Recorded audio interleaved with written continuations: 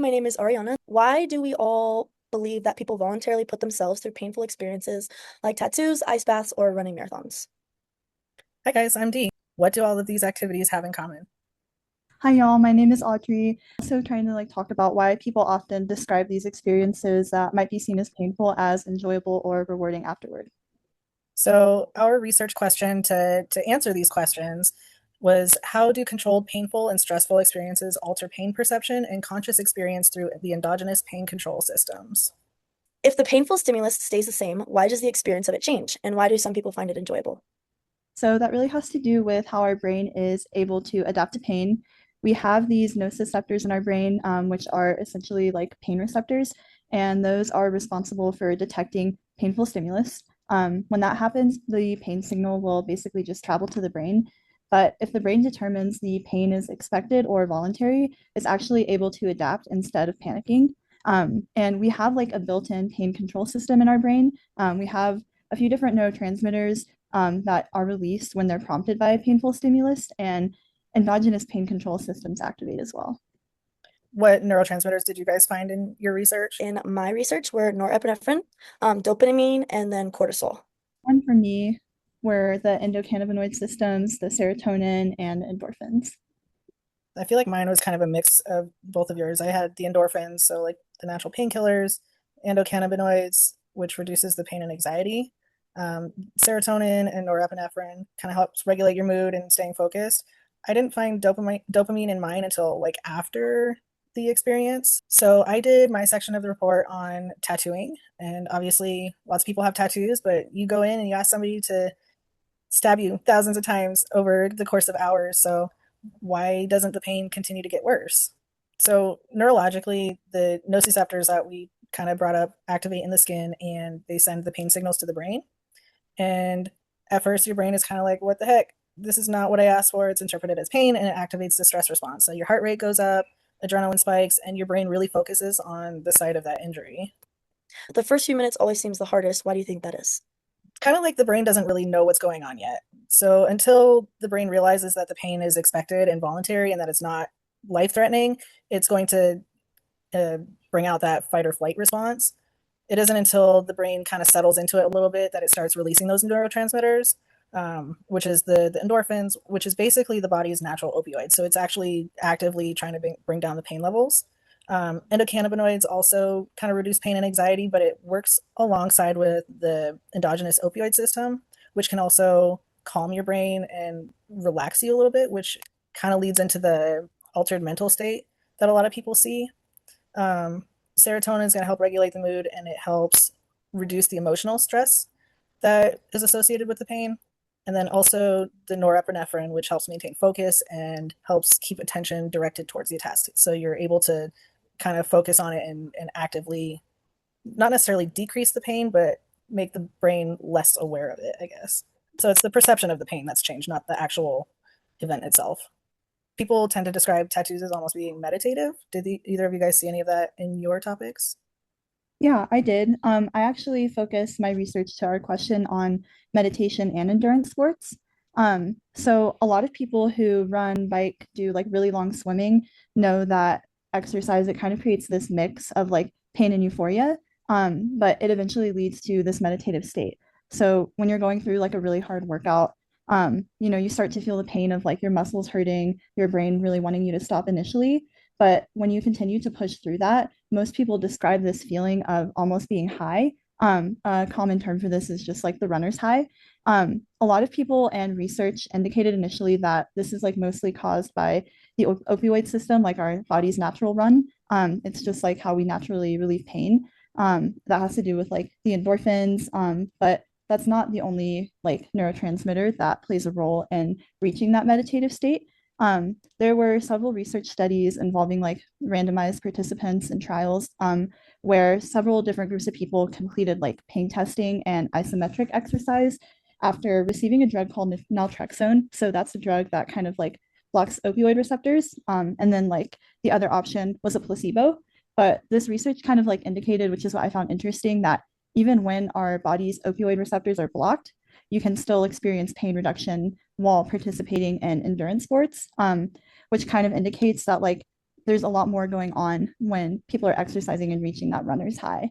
And that other aspect that I'm talking about is like the endocannabinoid related compounds, which increase in exercise in all of the participants. So even in the ones who had their receptors blocked. And that system is what is responsible for like pain regulation, mood, and stress. So basically, these studies kind of suggested that the system is kind of the system that goes on in the brain is like what creates those positive feelings that people experience while doing endurance sports and also while meditating.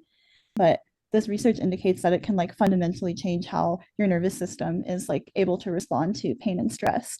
I guess I can go ahead and go into the meditative aspect too and talk about the meditation part, because it works in a very different way, but also changes pain perception. Basically, like the endurance sport is what like can put you into a meditative state, and obviously that kind of like goes with meditation. But instead of like creating physical stress through like exercise, meditation is actually able to train the brain to observe like thoughts and emotions and different bodily sensations without kind of reacting as strongly. And I think I almost like think like the state that you reach in the tattoos, like when you have the dopamine after getting the tattoo and as you slowly adjust to it, it's very similar to what happens when you're meditating. So with yours, did you find, because like I read something also, it was Yarnitsky was talking about how pain inhibits pain with the controlled pain modulation.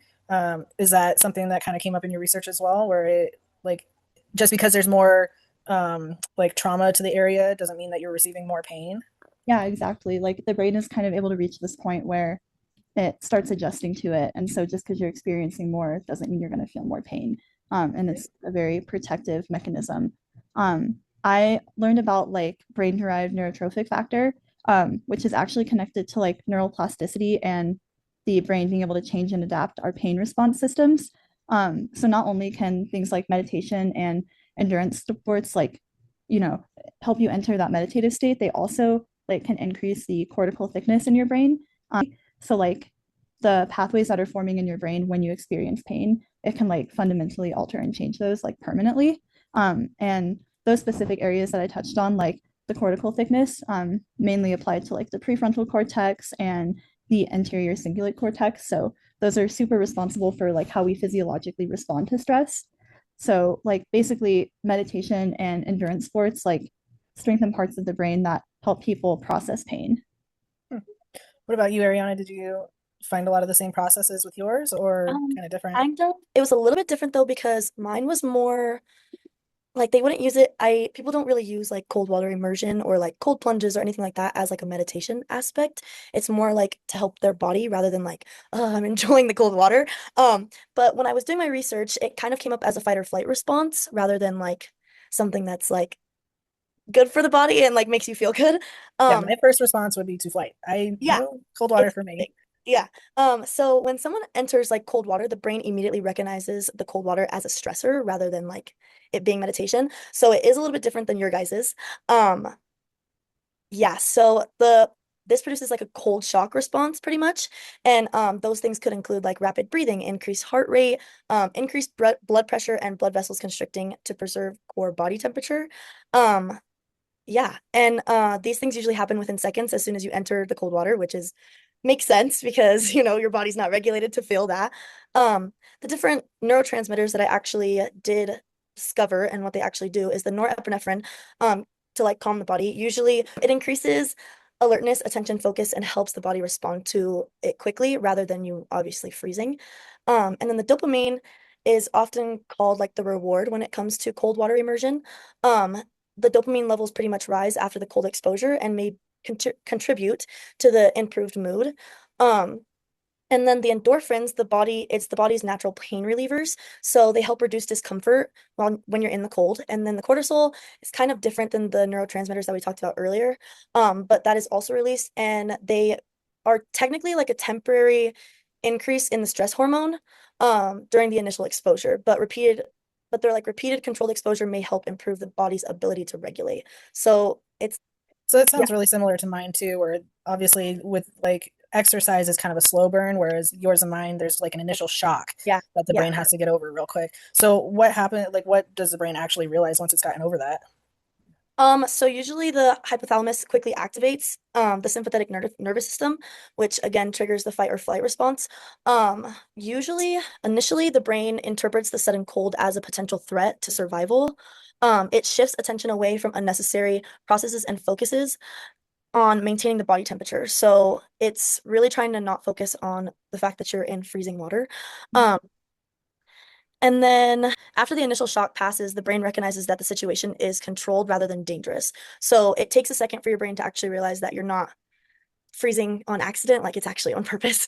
Um, and then usually like your brain will pretty much try and like get your breathing like equal and like make you focus on your breathing so that way your body does calm down. So Um, kind of where the meditative state comes in. yeah, at that point. Yeah, at that point after like the initial shock, your brain will like kind of tell you in a way to just relax and breathe. Can lead into like another question or perspective that like pain might not always be a bad thing. Like it can be really beneficial. A lot of my research shows that like going through these experiences multiple times kind of help rewire your neural pathways. So like that is why you're kind of getting those flow state, euphoria, present experiences, is because like the wiring of your brain is like literally changing. Do you guys think that controlled discomfort could actually be beneficial?